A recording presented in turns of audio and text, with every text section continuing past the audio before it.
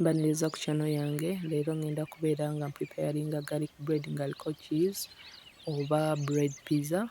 Oguba gwe mulundi gwo ogusoose ku channel yange nkwaniriza. Twerabira kubeera nga osubscribinga, likinga video and leave a comment below. Nakozesezza stale bread. Gino guba mugaati egyo egiba gikaluba w'emigaati egyo egiba giyitiddwamu empewo, so ne gubeera nga gukaluba nnyo. So togusuula, osobola okubeera ng'okozesa ebintu bingi. Beera ng'ogufuna gusalemu bulungi nnyo, oluvannyuma beera ng'omeltinga bata ejiiko 3 ku 4, okozese katungulu ccumu ne oregano, nabyo obeere ng'obimikisinga bulungi nnyo. Oluvannyuma kozesa ka brush obeere ng'obisiiga ku migaati kuno kwonna.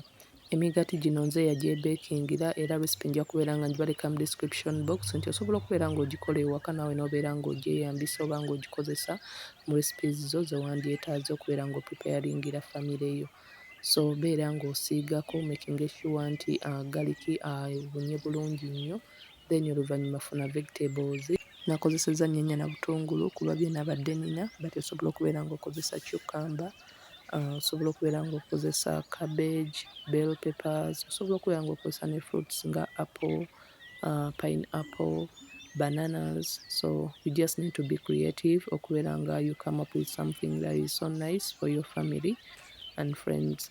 So ino recipe osobola okubeera ng'ogipreparinga for breakfast, osobola okubeera ng'opreparinga for lunch, for dinner.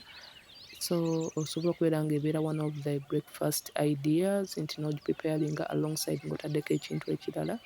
So beera ng'oteekako vegetables zino, oluvannyuma tugenda kubeera nga tuzisizoninga n'omunnyo ne black pepper ne oregano.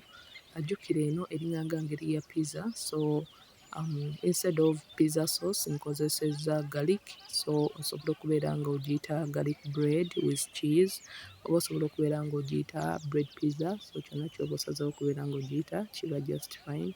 So seasoninga n'omunnyo teweerabira, then oluvannyuma beera ng'ogattako cheese. Cheese ono ngenze mugattako carefully nga ngenda mu positioninga bulungi. Oba toyagala kubeera ng'omuteekako anyhowly nti singa oba tomutaddeko bulungi aba ayinza okubeera nga meltinga yenna n'akakkana nga ayiise mu side nga tasigadde bulungi kuli ku mugaati.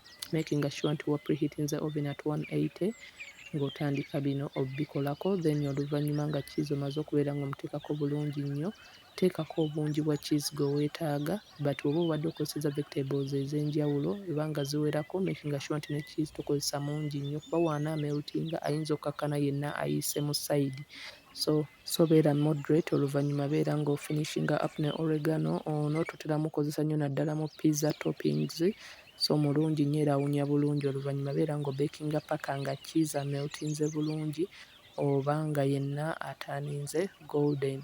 So osobola okulaba nti breakfast oba lunch oba dinner ebeera eri ready and done. Beera ng'oslicinga mu slices entonotono oba mu pieces entonotono.